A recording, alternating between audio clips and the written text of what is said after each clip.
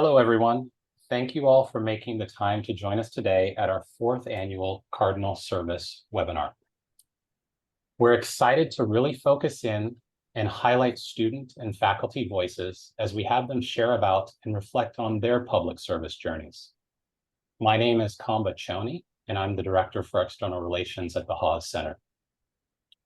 Before I introduce today's run of show, I want to say a very sincere thank you. Thank you to all of you listening in today, National Advisory Board members, financial supporters, partners, colleagues, and friends. It's your commitment to Cardinal Service programs and allowing students to explore and engage with principled public service that provides the backbone and lifeblood of our work. And we think it's pretty important work. We aim to embed principled public service into the Stanford experience. Your generosity of time, talent, treasure, and ties allows Cardinal Service to provide our students access to public service learning opportunities. Today, you will have the chance to hear from 2 current undergraduates and 1 young alumna in dialogue with a guest faculty speaker, Rodolfo Dirzo. We welcome your questions at the end of the discussion, and for any of the questions we inevitably don't have enough time to get to, we will do our best to follow up with you individually. But before we have Rodolfo and the panel join us, I'm delighted to first introduce Yi-Ching Ong, the Haas Center's Executive Director. Yi-Ching came to Stanford from Princeton earlier this summer, where she previously served as Senior Associate Director of Experiential Learning and Service-Focused Program Director at the Haas Center for Civic Engagement, somewhat the analog to the Haas Center over there. She holds a PhD in microbiology and immunology from Stanford, a Master of Philosophy degree in Developmental Studies from Oxford, and an undergraduate degree in Biochemical Sciences from Harvard.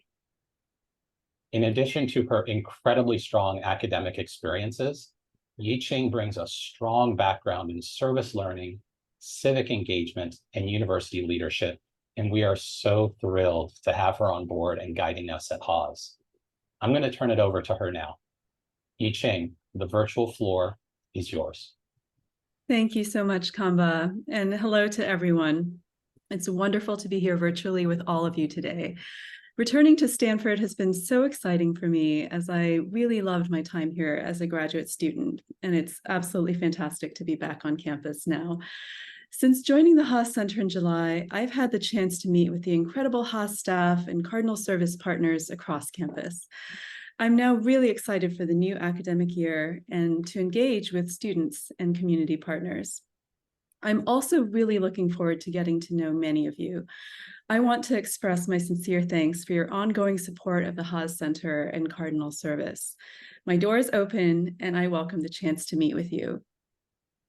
I just want to say a little bit by way of kind of preface for why I'm so excited about the work that we do. The Haas Center is recognized as one of the preeminent public service centers in the country. And combined with Stanford's position as a leading research university, this gives us at the Haas Center an amazing opportunity to really build the field of community-engaged learning and research. It's an incredibly important time for universities like Stanford to think about how we can rebuild public trust and demonstrate the legitimacy and value of higher education, especially in the communities that we partner with. And putting principled public service at the center of a Stanford education is such an important and vital way to do this. We have a great foundation to build from in Cardinal Service and existing Haas programming. And it's wonderful that Cardinal Service is broadly recognized across campus. But I think we can continue to grow even further and do even more to embed public service into key educational elements at Stanford. For example, the work that our Haas directors of community engaged learning do to embed service into the official classroom curriculum is so critically important. It helps students understand that doing public service ethically and effectively takes rigorous preparation. We've also just come off a record-breaking year where over 600 students participated in public service internships, working full-time for 9 weeks with community organizations all around the world. And these kinds of experiences help students learn really important things as they dive in and listen to community perspective. I would love to see these kinds of opportunities grow even further and also start including more graduate students across Stanford's 7 schools, because this can be a really exciting way to encourage interdisciplinary learning and research. As we look to the year ahead, I'm thinking about 3 major areas of focus that will allow us to strategically grow in future. The first is looking at student demand and interest. How can we meet Stanford students where they are and help them find opportunities that allow them to engage? For example, we know that many Stanford students are interested in technology, so we're actively looking to build our opportunities to engage with public interest technology. The second area is thinking about our relationships with community partners. We're so fortunate to work with hundreds of community partners in the region and all over the world. And so we're working to take stock of this landscape and also think more about how we can systematically convene organizations within issue areas so we can better respond to community needs and identify opportunities to grow our programs. And then the third area that I'm thinking about is how we can articulate and share learning outcomes. So we know that our students are transformed by their service opportunities in ways that they carry forward with them beyond Stanford. And so what are the habits of mind and the skills that they're gaining, and how can we make sure that we track those? And this will really help us evolve our programming and also make the case for why service absolutely should be an essential feature of the Stanford experience. And so I really want to end by just reiterating my thanks to all of you who support our work. It's not just about the funding of programs and operations, but also about how you engage as alumni and committed partners in this work. I'm so excited to see where this year takes us and think together about how we can achieve the ultimate goal of preparing students for this work being done most effectively and ethically. And I'm now delighted to introduce our faculty speaker and moderator. Dr. Rodolfo Dirzo is the Bing Professor in Environmental Science and a Senior Fellow at the Stanford Woods Institute for the Environment, which is now part of the Doerr School of Sustainability. His teaching spans the fields of ecology, natural history, conservation science, Spanish and science, and biocultural diversity, and it highlights and celebrates the traditional ecological knowledge of local communities. He runs outreach educational programs for underserved populations using the Jasper Ridge Preserve as an educational lab. And we're also so fortunate that he's a member of our steering committee here at the Haas Center for Public Service. And he also serves across campus in various ways, such as being the Associate Chair for Diversity and Inclusion in the graduate program, and then also the Associate Dean for Environmental Justice in the Doerr School for Sustainability. Professor Dirzo was awarded the 2016 Miriam Aaron Rowland Volunteer Service Prize, which is given to members of the Stanford faculty who engage and involve students in integrating academic scholarship with significant and meaningful volunteer service to society. I'm so excited to welcome Dr. Dirzo with us today in conversation with our students, and I'll turn it over to him now. Thank you so very much, Yi-Ching. It's wonderful to be with you all this morning. It's a real pleasure. I cannot start before I say very welcome, Yi-Ching, to our community. Welcome to the university. Welcome to the Haas Center. We're so inspired and excited about having you part of our community. So very welcome. As Yi-Ching mentioned, I teach and do research at the sort of intersection of the fields of ecology, conservation science, biocultural diversity, among other fields. And that confluence of interests of mine actually relate to this thing that I wanted to share with you. I think that the two of the most distinctive features of life on this planet today are, one of them, the incredible biological richness that our planet has today, is biological diversity. And second, the incredibly wonderful and exciting diversity of humans, diversity of people and their cultures. And that confluence of the things that I do in relation to these two features defines by default the fact that I work with people in different settings, urban areas, also in many rural areas of the world, particularly working with indigenous peoples. And all of that is driven by my desire, my motivation to engage in community, service. I am also interested in letting you know a little bit about how public service relates to the kind of scientific work that I do.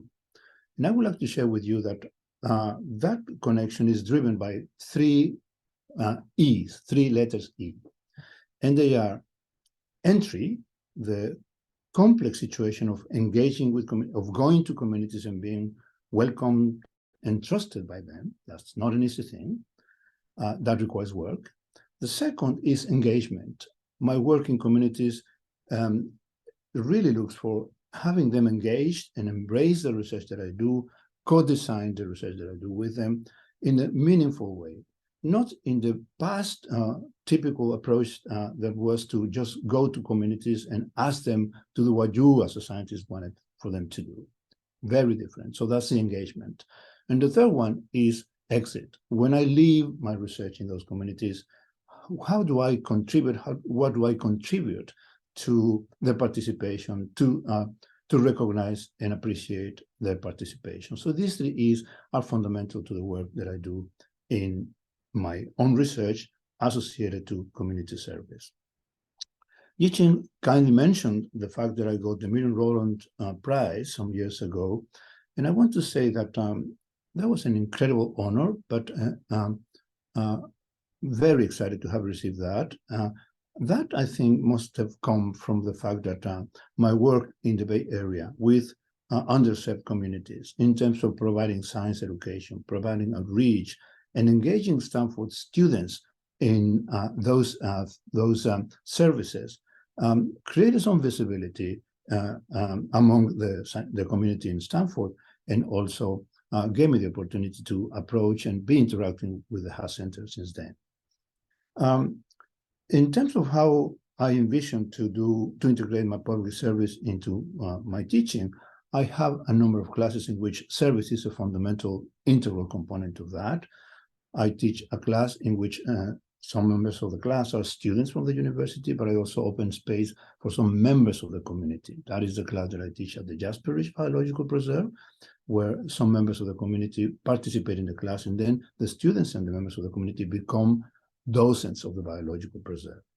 I do classes, for example, in terms of service for the students who want to work in Latin America or Ibero-America, and I do a class on Spanish in science, science in Spanish, and so on. And what I have found is that the response of students to these kinds of activities and the engagement that I do in community service is received by them in a fabulous, engaging, and most inspirational way, both with the students working with me in the lab on campus, and also with students working with me in the field. Enough of that. Now I'm delighted to serve as moderator for today's discussion, and I'll introduce our three student speakers, and then we'll dive in. Let me just first say the names, and then I will actually introduce them one by one.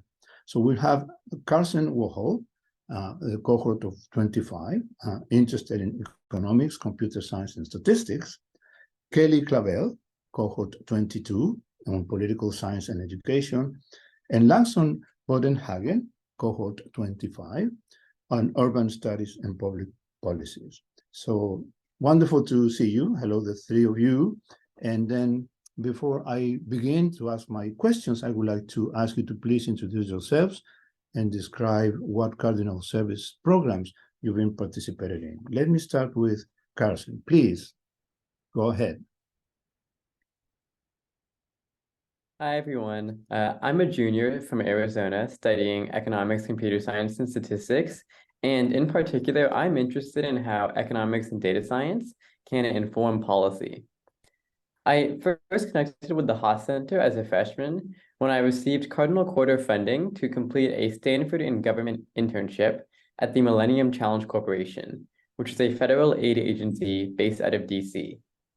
I also received Cardinal Quarter funding to work at Propel, a public interest tech startup, and served as a peer advisor at the Haas Center. I now serve on the Haas Center National Advisory Board, oversee Stanford and government fellowships and stipends, and serve as a residential assistant in Otero, which is Stanford's public service and civic engagement theme dorm. I'm excited to be here. Thank you so very much, Carson, and thank you for the very interdisciplinary work that you do. which I think is going to be reflected with introduction by Kelly Clavel. Kelly, welcome, and please tell us a little bit about yourself. Hi, everyone. So my name is Kelly, and I graduated in 2022. And for the last year, I had participated in a community impact fellowship through Cardinal Careers. My fellowship was really unique in that I had the opportunity to work at two placement organizations, one of which is the John Gardner Center for Youth and Their Families here at Stanford.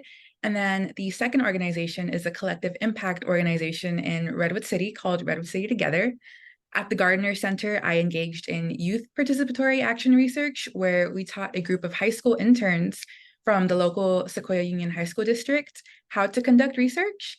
And at Redwood City Together, I managed the Welcoming Redwood City Working Group, which hosted various community events centered around fostering a welcoming environment amongst all members of the community. And I currently work at Redwood City Together now, post Cardinal Impact Career Fellowship. Wonderful. Thank you so much. And thank you for mentioning the case of Redwood City. We will come back to that in a minute. Langston, please tell us about your background and introduce yourself for us. Yeah, I'm happy to round it out. First of all, thank you, Dr. Dirzo, and to everyone here with us today. I'm Langston. I was born and raised in Oakland, California. I'm a junior here studying urban studies and public policy. And 2 years ago, as a first year, I was chosen by my dorm to be a Frosh service liaison. So I connected fellow residents with public service opportunities on and off campus. And then later that year, I joined Stanford in government. During the summer of 2022, I was really grateful to receive Cardinal Quarter funding to work as a policy intern with the San Francisco District Attorney's Office. And then last year, I came back to the Haas Center as a Cardinal Quarter peer advisor, helping to connect students with meaningful summer service opportunities, while also reviewing applications and interviewing candidates for Cardinal Quarter funding. And then this past summer, with the generous support of a Stanford in Government Fellowship, I worked as a policy intern with the United States Department of Health and Human Services, doing some health equity focused policy research. Fantastic, Langston. Thank you so much. There were so many fantastic keywords that you had in your comment, and I think we will come back to some of those later. Now, I want to move on to some of the main discussion points that I would like for us to talk about. And so I'm going to start with a kind of a big question. And this question is, why did you decide to go to college? And then why Stanford in particular? Let me start with you, Langston, please. Yeah, well, it seems kind of obvious maybe, but for me, a college education means opportunity. It's an opportunity to eventually give back in what I hope can be the most effective ways possible. And a Stanford degree in particular opens up doors to really meaningful work and powerful opportunities to engage in service, both before and after graduation. And on top of that, being here at Stanford also gives me the chance to hone my understanding of public service and the necessary sort of hard skills that go along with that work. So here I study urban studies and public policy, like I mentioned, but my real passion lies in advancing equity. And then so at the sort of micro and macro levels, these two academic fields give a really complementary interdisciplinary approach for advancing equity as wide-ranging in fields as policy and design and economics and energy. So that's why college for me. Fantastic, and your motivation and interest in equity is just fantastic. I think we will come back to that also. Karsten, what about you? Yeah, for me, I think college is fundamentally about learning more about myself, and that can take a lot of different forms. It includes learning who I want to spend my time with or what my ideal community is, learning what I want to study and what I want to pursue as a career, and just how I want to live in my day-to-day life. My parents are professors and also immigrants who've always emphasized the importance of giving back and exploring other perspectives, which are values that I've tried to embed into my identity. And so I always knew I wanted to go to college, but I wasn't always sure where giving back would fit in when I first got here. Through relationships and coursework and more, I've discovered that I'm interested in a future in which I can incorporate my background in economics and statistics into key public policy issues.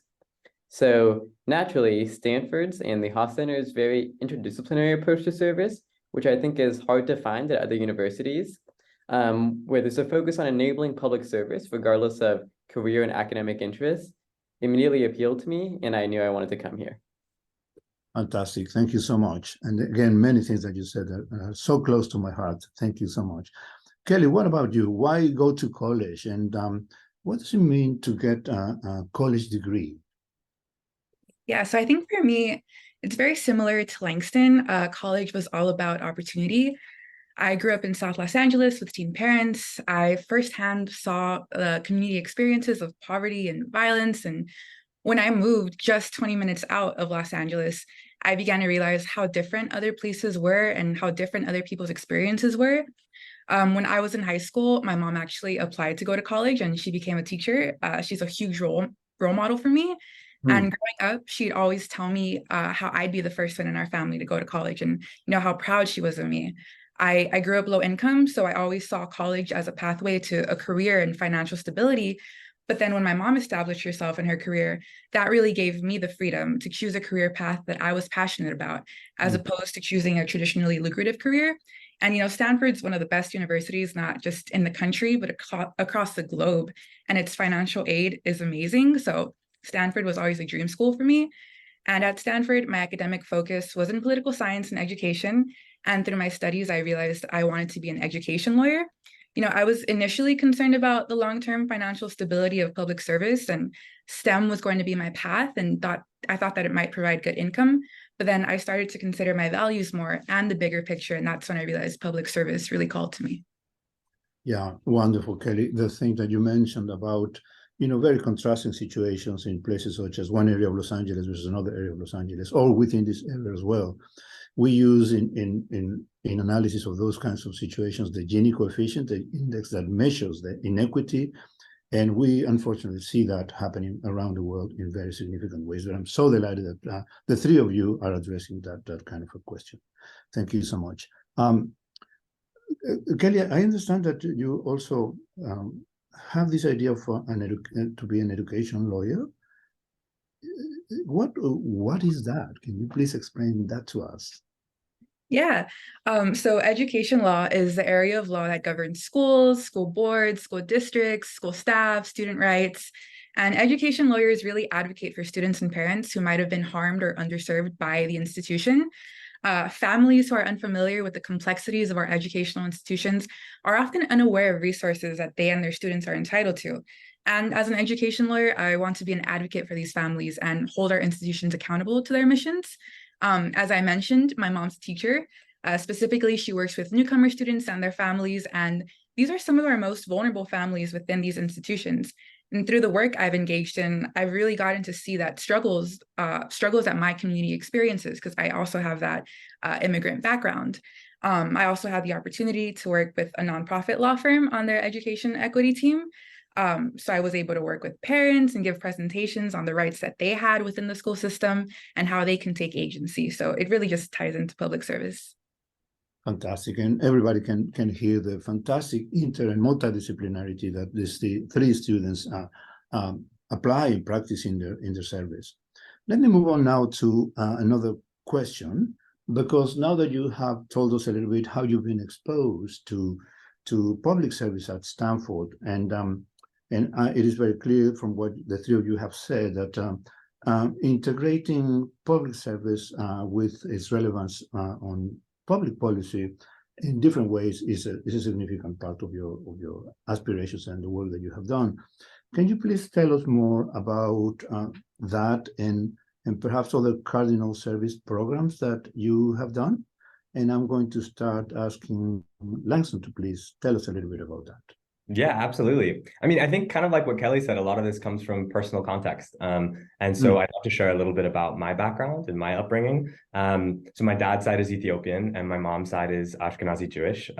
They met as social welfare grad students. And so growing up as a son of two public servants and as a Jewish young man of color, I feel like I've had a pretty unique insight into how service can uplift and empower communities, especially communities that have been historically underserved.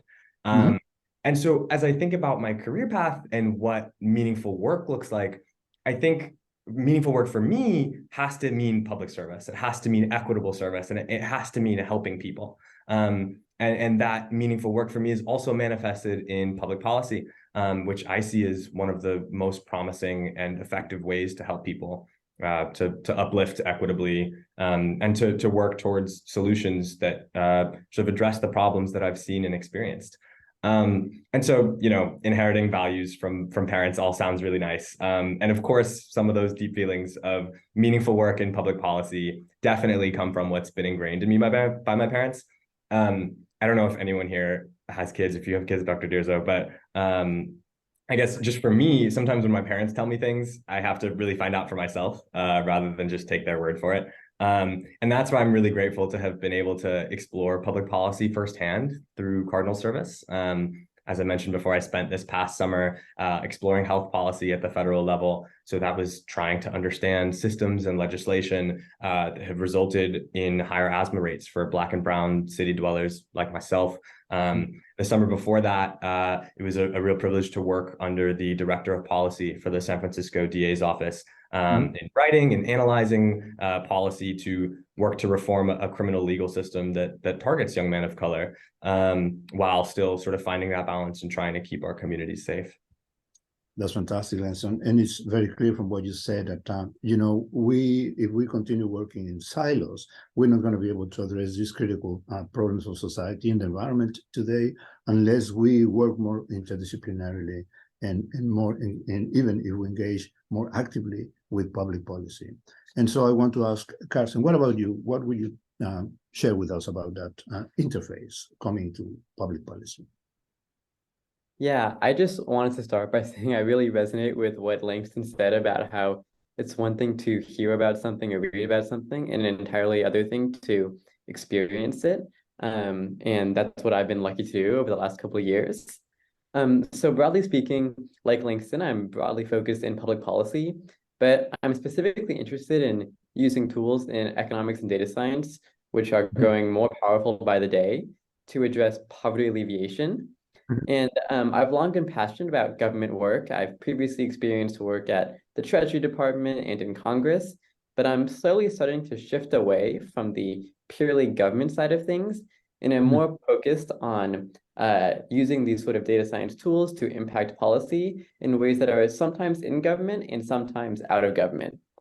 So, for example, I worked this past summer with Propel, which is a public interest tech startup founded by a Stanford alum that assists with food stamp distribution. We have an app that allows low-income families to see their SNAP balances, use their benefits more easily, access job opportunities, benefits information, and much more. And that opportunity really opened my eyes into how we can impact policy and poverty alleviation even outside of government. But while I'm still at Stanford, I'm serving on Stanford and Government's board, which helps me stay engaged with the traditional policy side of things. Like I mentioned earlier, I've also done Cardinal Quarters, and now I'm very focused on engaging new students at Stanford with public service, whether that's as a resident advisor in Otero, which is the public service theme dorm, or as a peer advisor at the Haas Center. And in the future, I'm still figuring out what exactly I'll do, but I'm excited to combine my technical and econ background, as well as my background in policy and politics, to create change for low-income communities around the country. That may take me to a firm like Propel, to graduate school in economics, straight into government. I'm still unsure, but I'm excited to keep exploring that in my next 2 years at Stanford. Fantastic. And I'm sure those next 2 years are going to be throwing some light into your fantastic aspirations. And I want to thank you for all the wonderful things that you do, Carson. Kelly, we have heard from what you have said so far that your connections with policy, public policy and service are very strong. Can you take a minute or so to tell us a little bit more about that, please? Yeah, so I could go back and touch upon some of the Cardinal service that I did in my undergrad years. So I did a lot of community service work study programs. I specifically worked with two nonprofit law firms that each really focused on the groundwork and engaging the community and becoming familiar with their rights. So that's really the route that I like to take in engaging in public service and policy work, really doing on the ground work. And like I said, I graduated in 2022. And since then I was working as a community impact fellow. And the policy work that I do at Redwood City really helped me understand policy change and how that correlates with on the groundwork, since I'm actually doing it and actually engaging with the community. Mhm. And I've just been able to learn so much from my colleagues in Redwood City doing that on the groundwork. Fantastic. And I want to take this opportunity, Kelly, to say that it is admirable what you're doing in Redwood City. Again, a place with gigantic contrasts, socioeconomic contrasts, and so on. And I wanted to take this opportunity to say that some of the work that I do in terms of my service implies working with the Redwood City High School, a very challenging continuation school with incredible statistics, with, for example, a very high proportion of girls who are already mothers in that school, a number of boy students with problems with the law one way or another. So bringing service and education to communities like that is absolutely essential and incredibly important. So thank you so much for what you do with that community. And the work that we do sometimes is not so evident. Sometimes it has cryptic consequences and impacts. But really, from hearing what you have said, the three of you, I can see the tremendous impact that your work has been doing. Now, I want to move on to another topic, which I think is really crucial, sort of in the philosophy and in the understanding and the operational ways of the Haas Center. And that has to do with what we have as the principles of ethical and effective service, the PEES of the Haas Center. We have already touched on values. Now I would like to ask you to please reflect on the principles, the PEES of the center. And I would like to ask you, which one resonates the most with you? How do you think you will continue to use these principles in your professional and even your personal life? So let me start addressing the question of the principles of ethical and effective service with you, Kelly. Yeah, so I think the principle that stands out the most to me is that of reflection. I always have the principles of ethical and effective service in the back of my mind, guiding how I engage with the work that I do. During my fellowship, I reflected a lot on the growth and learning that was taking place within me. And in the organization that I work for, we actually have dedicated time and space to think and reflect on these things. So that type of intentional reflection allows me to be, again, very intentional with the work that I do. And my life experiences have just made me very empathetic to the communities that I serve and want to continue serving in the future. Okay, fantastic. Thank you so much. Carson, what about you? Yeah, for me, I think one of the principles that resonates closest with me is humility. I think in my experience working on poverty alleviation issues, it seems like one of the central problems and one of the reasons why poverty has been such a persistent issue is that we have this tendency to be overly paternalistic and assume that as policymakers, we somehow know what is best for a community without necessarily consulting them. And I think that's particularly true in welfare program policy, for example. And so I think a central component of public service and my work with poverty alleviation in particular is maintaining humility when working with community partners and ensuring that we have a continued conversation with those that we try to serve. Fantastic. Thank you so very much. What about you, Langston? Yeah, I mean, for me, the principles are kind of ingrained in me and my life since childhood, I think because of the nature of my parents' work as public service. And so while the principles are kind of second nature to me, I definitely can see the benefits of highlighting them at Stanford and uplifting those values across campus. And I'm curious about sort of ways in which we can continue to encourage these values across a bunch of different walks of life and areas of study and areas of interest. Bringing them beyond just words on a page to like actual words to live by for even more students on campus beyond us three and all of the people who frequent the Public Service Center. Fantastic. I really think that all the principles of ethical and effective service are very resonate a lot with me. But if I may, I would mention that the ones on empathy and reflection and the humility one are really very important to me as a complement to what you guys have said. Now, let me move on to something which is going to be I guess relatively simple for you to provide some comments on, because it's so critical and so vivid. From what I have heard, what we have heard so far, is that a common denominator of our conversation so far has been not to be paternalistic, emphasizing reciprocity with community members. I think quite the opposite of what used to be the approach of a service in terms of the typical, I know best, and I'm going to tell you what to do in those communities. What you have said is actually the opposite of that. Can you talk a little bit about that kind of a thing, having reciprocity with community members? That aspect, I think, is really very important. Carson, can you say something about that, please? Yeah, I think I've in particular learned about this from Michael Tubbs, who is a former Stanford alum, and he founded End Poverty in California, a nonprofit that I've done some work with over the last year and a half. And Michael Tubbs and EPIC does a lot of work in having listening sessions with communities, low-income communities around California, and they really stress how we must listen to these communities and just work with them as we are enacting policy, as we are providing assistance to them. And that notion of reciprocity that is so critical to EPIC's mission is something that I think we should incorporate into our public service work, no matter where it takes us. Fantastic. Thank you so much. Langston, please. Yeah, I totally resonate with that, Carson. And I think for me, it ties back to my identity again.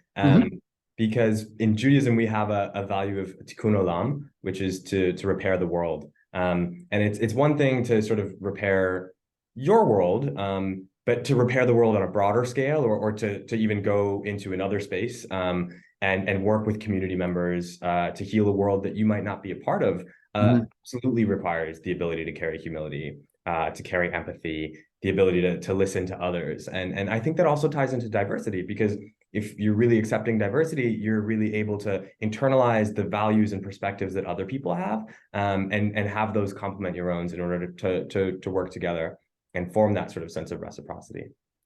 Fantastic. And Kelly, please. Again, very similar to Langston, it ties back into my identity coming from a low-income first-gen background. I grew up engaging with tons of service programs, a lot of them great, engaging with us really well, a lot of them not so great, right? So reflecting on those experiences really allowed me to think about how I engage with my community, coming back to the communities that I lived in, now working in them, and just knowing that I can relate to them allows me to build a lot of trust with them, and that really just moves forward all of the work and that reciprocity of me learning from them as well. Fantastic. Thank you so very much. As the three of you know, we had to contemplate the possibility of talking a little bit about relationships, but in the interest of time, let me jump to our kind of a final question. And this question is, I think, very relevant for the people who are listening to us, or who will be listening to us. The question is, what thing would you identify that you want to audience to walk away with today? What, for example, why is public service important at Stanford? What would be kind of your big message for you to share with people today? And since I have you here, Kelly, please let us start with that. Let's get started with that. Yeah, I just really want to emphasize how crucial resources at Stanford were for me to focus on public service and community work. Honestly, I'd probably still be in STEM if there hadn't been paid opportunities for me to engage in public service. And I'm so grateful for the things that I've been able to do through Cardinal service. And Stanford programs, honestly, they pay very well compared to other programs and other opportunities. So that helped make it possible for me. So I wish everyone had access to the opportunities that I had access to through Stanford. So thank you. Fantastic. Langston, please. Yeah, absolutely agree with Kelly. I want to express my authentic gratitude for the financial support that the Haas Center provides in public service work. It allows me to do this work and to make the choice to be in public service. But it's also really complex, right? Because most students have to wrestle with taking a pay cut from, say, tech jobs or consulting jobs or other more lucrative fields. And to work for the good of public service. And lots of students also don't, on the other side, have the chance to make money in public service. And Haas makes that possible. Some of my friends, for example, from back home, go to public institutions, go to UCs or CSUs, and they don't have paid opportunities like Stanford does. And so I think, on top of that, if every Stanford student was taught the values of the principles of ethical and effective service, maybe students wouldn't have to be binary. Maybe students wouldn't have to choose between the lucrative careers and a greater good, knowing that they have funding opportunities that can merge both. I wonder if tech jobs would look different after experiencing a different path for a summer. I wonder if students would start to rethink their choices. And I'm curious about how we can engage even more people in service. Fantastic. And Carson, please. Yeah, just to reiterate what some of Langston and Kelly said, thank you all for making service financially accessible at Stanford. There are so many options that Stanford students have to go into other jobs that may pay more, but I think the richness of my experiences through Cardinal service has been really life-changing, and I wish every student would consider it, which is only possible if it is financially accessible. In particular, I think it's easy to make public service a one-off experience, and Stanford really has support for sustained investment in public service, which has allowed me to have a variety of public service experiences, including on campus, supporting engagement with service, and off campus with both government agencies and Propel and others. And so these variety of experiences have helped me figure out what I want from my future and helped me become more fully formed as an individual. And this sort of sustained investment, I think, is really important for students to experience. Thank you all for your continued support. And again, as a student, these programs have shaped my time at Stanford, and I'm truly grateful. Fabulous, Carson. Thank you so very much. My friends, now the time has come for us to entertain some questions. And this question is going to be for any one of you who might want to answer. The question is, you're going deep on service and likely have many Stanford friends who are too. What do you think the key is to engaging students who have less of a family push or personal passion for service? It's kind of an interesting question. Since I have you here, Carson, can you tackle that a little bit, please? Yeah, I think the idea that public service can and should be enjoyable is really important, and that helps engage students early on. So, for example, in Otero, where I'm a residential assistant, we have a bi-weekly trip to Vida Verde, which is sort of a farm where students are allowed to come volunteer and help out, and students really enjoy it and bond with their peers and the animals and the workers. And a lot of students are experiencing public service for the first time on that one Sunday retreat, but they really enjoy it and continue to stay involved. So I think making public service enjoyable at an early stage is really critical to encouraging continued investment in public service. Fantastic. Thank you so much. Anybody else? Yeah, I'm happy to go. I think in a similar vein, and I've touched on this a little bit, but continuing to educate everybody beyond just people who funnel through the Haas Center in all kinds of different diverse fields about the value of service and the principles of service. I think educating people on what it means to be a public servant and how sort of being a public servant doesn't necessarily rule out being a computer science engineer, being a data scientist like Carson. So being able to incorporate all these diverse aspects that people don't necessarily associate with service and widen our net to continue to work with people of all kinds of different passions and backgrounds and make service accessible to all. Thank you, Langston. Kelly, any comments on that, please? Yeah, just reiterating everything Carson and Langston said, but in addition, I think we have at Stanford a really unique opportunity to pursue classes that, serve our interests that we're super interested in, that also have a service component attached to it. So it doesn't really, for those who have less of a push or personal passion for service, there are other opportunities or other pathways to get engaged in that service through like academic topics that you really like. And I think that's key for exposing people to public service in the first place. Fantastic. Kelly, I'm going to keep you there for 1 second because there is another question, and perhaps you can start in addressing that.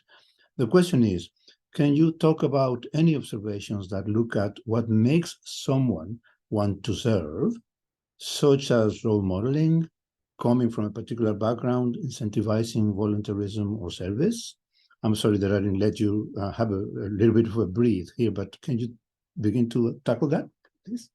Yeah, of course. So I think a lot of what makes someone want to serve does come from personal background, but it doesn't have to be the main driver. I think from what I've observed, at least, a lot of people become really passionate about service once they've actually had the opportunity to engage with it. Doesn't matter if they have a background that really ties into having those experiences that the people they're engaging with have. I think from what I've seen, once you see that you can make a tangible impact, I think that makes people, really feel the positives of it and makes them want to continue engaging in that type of service. So just providing people with that opportunity to serve in the first place. Thank you so much for sharing that. I'm sure that all the students who are listening to this are finding this very useful. Langston, I love to ask you to please comment on this one as well. Yeah, definitely. I mean, I mentioned this before, but it really, for me, comes from not only being from a background that is traditionally underserved and wanting to give back and serve my community, but of course, from my parents' upbringing. So really similar to Kelly, thinking about how we can sort of find those nuggets of inspiration from everybody's identity, because I'm sure there's some element of service that is that everybody is passionate about. It doesn't have to be because your parents are public servants. It doesn't have to be because you come from an underserved background, but sort of bringing out the sparks of service and the inspiration in other people, I think is a really wonderful way to continue sort of figuring out where sort of service comes from it and how we can leverage that to make service more popular. Fantastic. And Carsten? Yeah, one thing that I've discovered through my discussions with those who are interested in public service is the importance of small moments, whether that's somebody who provides direct benefit or support to a student, or it's a student who has a public service experience that really stands out to them in some way. It could be a single conversation or even just a single moment, but those small moments can go a long way to pushing students towards public service, regardless of their previous backgrounds. And I think we sometimes have this sort of purist mentality towards service where there's this idea that we should not benefit at all from doing any sort of public service, and the only benefit should go to the communities that we are helping. But I think underscoring that we as students should also and can also enjoy public service and benefit from those small moments and be inspired by them is important as well. Fantastic. Thank you so much. And probably this is going to be our last question. This one is specifically directed to you, Langston. The question is, how is the Haas Center thinking about justice, civic purpose, and strong communities in the contemporary context of the Bay Area and beyond? Put in a different manner, how would you suggest the center leaning into current events, community issues, and challenges today? So Langston, please. Yeah, great question. And as a proud Bay Area native, I'm happy to take the lead on that. I think there's a couple of different ways in which the Haas Center has been sort of working on leaning into that. One of which is through the Cardinal Quarter program, which I serve as a peer advisor for. Cardinal Quarters provide, like we mentioned, summer funding for students to engage in public service work. And there's a list of prearranged fellowships, but what's also really beautiful is that a lot of students can design their own and find a partner organization in a place that's meaningful to them. And it just so happens that every year we have dozens of people who stay in the Bay Area, be it in the peninsula, closer to Stanford, be it in the East Bay with my home in Oakland. We have loads and loads of partner organizations that people have worked with in the past that the Haas Center has worked on engaging sort of local service and leveraging the power of really current events and contemporary contexts of the Bay Area to make meaningful change close to home. And so I think that's really powerful. And then also, people in the Haas Center are definitely aware of Bay Area current events. I mean, myself for sure. Reza Rizvani is the director of the Frost Service Liaison Program. And he was one of my first connections at Stanford. He's an East Bay native as well. And so we really connected over a shared love of our hometowns. And I think being able to carry those backgrounds into the Haas Center behind the scenes is also sort of a way in which we're trying to prioritize some current events and some more local community issues. So I hope that answers your question. Fantastic. Thank you so much, Langston. The final question, within reasonably okay in time, but this question is to me, actually, so you can relax a little bit. And the question is, can you tell us, Rodolfo, more about how you are approaching climate justice? And it says, perhaps you can elaborate on this given your work. First of all, let me mention that I am approaching environmental justice from the point of view of climate justice, but I want to emphasize that climate change is obviously a major issue that we have today in society and in life, in the planet as a whole, but it's not the only global change. There are other critical environmental changes that we need to pay attention to for multiple reasons, but let me mention some of those. Land use change, the transformation of the land, is a major global environmental change, particularly affecting the developing world. Another one is the tremendous impacts of of pollution, which impact people in a very differentially. Disproportionately, some communities are impacted by that. Another one is obviously the proliferation of pandemics, which, as you saw, had an impact which was very disproportionate as well. And then we have the combination of all of these factors acting together, not only climate change, not only land use change, not only pollution, but all of those combined into making a very complex situation. And the way that I am trying to approach this is by addressing three issues. Number one is identifying the areas that are being impacted by these disproportionate impacts of global change. Second of all, finding ways as to how to fix those problems. And the third is how can we prevent for similar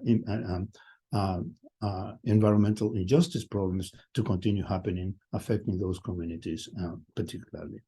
I would love to have more time to discuss this with more time, but I invite you to check my website, check the website of the Environmental Justice Working Group, and look me up in the Stanford web, and I'll be more than happy to continue chatting with you. Lots of chats from today. I think it is appropriate that now we wrap up. And let me just say how fascinated I was and how inspired I am by what you have said and have shared with us today. Let me just mention to finish that I think from what you share with us, it is very clear that Cardinal service is amazing as an impactful catalyst agent to empower students' aspirations to create and generate meaningful change via service. And I think this is a fantastic motivation for all the students to join us collectively in these noble efforts. So thank you very, very much for your participation. Thanks a lot. Wow. I am always floored when I hear from our amazing students. Carson, Kelly, Langston, thank you for sharing your thoughts, perspective, and passion. I took notes here, three things that stood out to me. One, there seemed to be a theme of being very mission-driven, which I find very inspiring. Second, loved that phrase, sparks of passion. And maybe there are some ways we can use those sparks of passion for other students to also create some more stronger embers and burn more brightly. And then third, I think I learned a new word from Carson, which was interdisciplinarity, and just how public service allows students to think in interdisciplinary ways. I'm equally floored by our faculty, like Rodolfo. Thank you so much for all the work you do, but also playing this pivotal role as our moderator. I felt like I was back in class because I wrote down the 3 E's, as well as the fact that I will have to relook up what the Gini coefficient exactly is. So in addition to all of our panelists, I also want to thank you all, our webinar viewers. We hope you were also moved and feel good about what you heard, because it's your valuable time, your unique talents, your generous treasure, and your network ties because of those, we're able to create these wonderful service opportunities and impact. I also hope you heard from Yi-Ching that we're excited about the future and what we can do here in the near term. Because together with you, we have the chance to continue doing something incredibly important and significant for Stanford and our community partners. And this feels like a particular moment to be focusing in on that. I mentioned the 4 T's earlier: time, talent, treasure, and ties. I want to add a 5th: testimony. Listening to people who are on the front lines, whether they be community partners, faculty, and students like today. It's part memory bank, part collective conscience, and part inspiration. And it's testimony that allows us to use our voice to share the mission with others and grow our impact. So if you're so compelled to help us grow our impact by sharing our work, there are 4 things that I want you to know you can do. 1, this one just came in, hot off the press. 1, you can go to Rodolfo's site and look at more of the work that he's doing. Second, I believe there is a link to a survey, so you can tell us more about this webinar itself. Third, there's a great opportunity for you to nominate someone for the President's Award for the public good, for the advancement of the common good, excuse me. So we'll have a link to that in the follow-up message. And then finally, if you want to share this actual webinar, we'll be providing a link of a recording of this conversation in the follow-up message. So finally, and I cannot stress this enough, thank you, thank you, thank you. We are all on this journey together and are incredibly grateful for your current and future partnership. Like Yi-Ching mentioned, thank you for helping make last year a banner year in terms of the number of students we were able to serve, and for joining us during today's 4th annual Cardinal Service webinar. I hope you have a great rest of your day.